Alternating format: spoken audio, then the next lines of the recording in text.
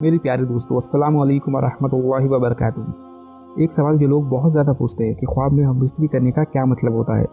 अगर इंसान ख्वाब में किसी के साथ खुद को हमबिस्तरी करते हुए देखे तो ये किस बात की तरफ इशारा करता है।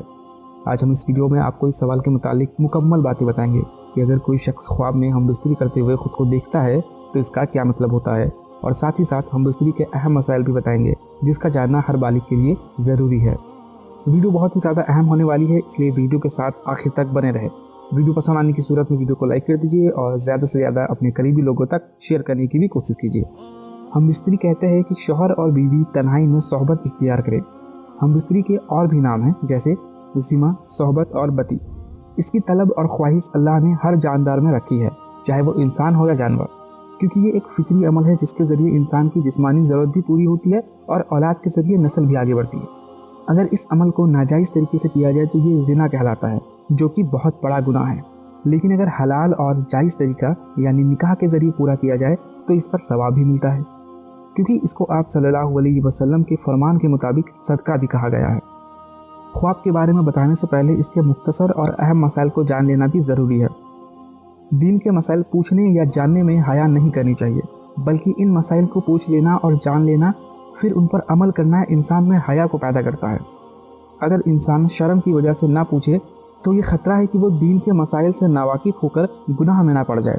इसलिए भले ही ये मसले सुनने में हया के ख़िलाफ़ गुजरे, लेकिन इनके जानने से आपको बहुत फ़ायदा होगा।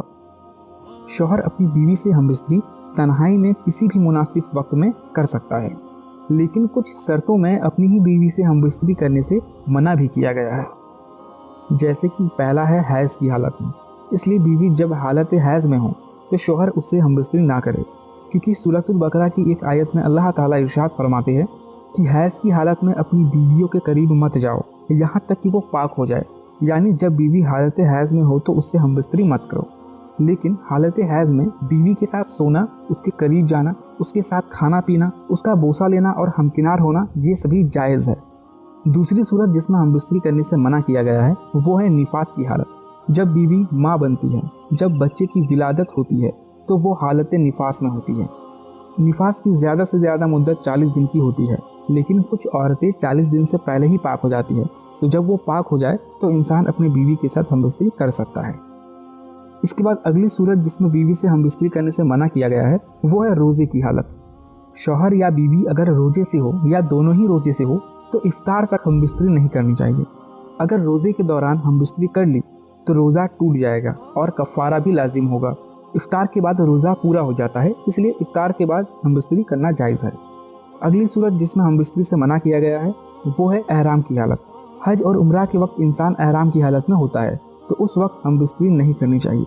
जब एहराम की हालत ख़त्म हो जाए तो फिर इंसान हमबिस्तरी कर सकता है।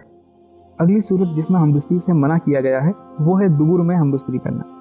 दुबुर पिछली शर्मगाह को कहते हैं। शौहर अपनी बीवी से अगली शर्मगाह में तो जिस तरह चाहे हमबिस्तरी कर सकता है, ये उसके लिए जायज़ है, लेकिन पिछली शर्मगाह में हमबिस्तरी करने से सख्ती से मना किया गया है। आप सल्लल्लाहु अलैहि वसल्लम की हदीस है जिसमें आप फरमाते हैं कि जो ऐसा करता है उस पर लानत है। अगली सूरत है शर्मगाहों का मुंह में लेना। ये भी एक निहायत ही गंदा अमल है, इससे भी इंसान को बचना चाहिए, क्योंकि ये गैर मुस्लिमीन का तरीका है। और हदीस में है कि जो जिस कौम की मुसाहबत और उनका तरीका इख्तियार करता है तो क़यामत के दिन वो उन्हीं लोगों में से उठाया जाएगा। तो इस्लाम का ये तरीका नहीं है कि शर्मगाह को मुंह में लिया जाए, बल्कि ये निहायत ही गैर अखलाकी और गैर मजहबी तरीका है। अब सवाल ये उठता है कि हमबिस्तरी करने का सही तरीका फिर क्या है। तो हमबिस्तरी करने का सही और मुहज़्ज़ब तरीका ये है कि शौहर और बीवी एक दूसरे के करीब आने से पहले अपने आप को साफ़ सुथरा कर लें, ताकि दोनों को एक दूसरे से तकलीफ़ ना हो। अपने मुंह और जिस्म की गंदगी और बदबू को दूर करने की हर मुमकिन कोशिश करें और साफ़ सुथरे होकर एक दूसरे के करीब आए। हमबिस्तरी करने से पहले हमबिस्तरी की मसनून दुआ भी पढ़ लें। बिस्मिल्लाहि अल्लाहुम्मा जन्निबना शैताना व जन्निबिश-शैताना मा रज़क़तना। इसका तर्जुमा है, अल्लाह के नाम से शुरू करता हूँ, ए अल्लाह हमें शैतान से बचा, और जो औलाद हमें तू अता करेगा उससे शैतान को दूर रख। इस दुआ को पढ़ने से आपको ये फ़ायदा होगा कि आपका ये अमल एक नेकी बन जाएगा और आपको इसका सवाब भी मिलेगा, और इस अमल के दौरान शैतान भी आपसे दूर रहेगा, और अल्लाह ताला जो औलाद आपको अता फरमाएंगे वो भी शैतान से महफूज रहेगा और नेक होगा। हम बिस्तरी के वक्त एक दूसरे को तकलीफ़ देने से भी बचें, अगर मियाँ बीवी में से किसी की तबीयत ख़राब हो और आराम की तलब हो तो उसे आराम करने देना चाहिए। लेकिन अगर बीवी बिल्कुल ठीक हो और बिना किसी सराय उज़ुर के वो इनकार कर रही हो तो आप सल्लल्लाहु अलैहि वसल्लम की हदीस का मफ़हूम है कि जब शौहर अपनी बीवी को हमबिस्तरी की दावत दे और वो बगैर किसी वजह के इनकार कर दे तो जब वो सो जाती है तो फरिश्ते सारी रात उस पर लानत करते हैं। इसलिए अगर कोई मजबूरी ना हो तो औरत को चाहिए कि वो अपने शौहर की इस ख्वाहिश को पूरा करे। मियाँ बीवी जब तन्हाई में हमबिस्तरी करते हैं और उस दौरान दोनों के बीच जो कुछ भी होता है उन बातों को वो अपने दोस्तों या अजीज़ों के साथ हरगिज़ बयान ना करें, इससे मना फरमाया गया है। जब मियाँ बीवी हमबिस्तरी करके फारिग हो जाए तो उन पर गुस्ल वाजिब हो जाता है। इसलिए अगर कोई मजबूरी ना हो तो दोनों को हमबिस्तरी के बाद जितनी जल्दी हो सके गुस्ल कर लेना चाहिए, जिससे कि वो पाकी की हालत में दोबारा आ जाए। गुस्ल के 3 फ़राइज़ हैं जिनको अदा करने से इंसान पाक हो जाता है, चाहे इंसान किसी भी वजह से नापाक हुआ हो, लेकिन अगर वो ये 3 फ़राइज़ अदा कर लेता है तो वो पाक हो जाएगा। पहला फ़र्ज़ है मुंह भर के कुल्ली करे, रोज़े से ना हो तो गरारा भी कर ले। दूसरा फ़र्ज़ नाक के नर्म हड्डी तक पानी को पहुँचाए और अच्छी तरह नाक को साफ़ करे। तीसरा फ़र्ज़ पूरे जिस्म पर पानी को इस तरह बहाए कि जिस्म का कोई भी हिस्सा एक भी रोयां खुश्क ना रहे। तो जब इंसान ये 3 फ़राइज़ अदा कर देता है तो वो पाक हो जाता है। तो मेरे प्यारे दोस्तों, ये थे हमबिस्तरी के अहम मसाइल और चंद आदाब। अब बात कर लेते हैं ख्वाब में हमबिस्तरी करने के बारे में। इसका क्या मतलब है? ख्वाब में हमबिस्तरी करना हाजत पूरा होने की तरफ इशारा करता है। यानी इंसान की अगर कोई हाजत हो और वो ख्वाब में अपनी बीवी के साथ हमबिस्तरी करता हुआ देखे या बीवी अपने शौहर से हमबिस्तरी करते हुए देखे खुद को ख्वाब में, तो ये हाजत पूरी होने की तरफ इशारा करता है।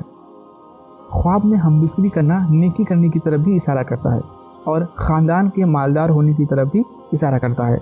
और अगर ख्वाब में देखे कि किसी शाही महल जैसी जगह पर जाकर अपनी बीवी के साथ हमबिस्तरी करता है तो दुश्मनों पर फतह पाएगा।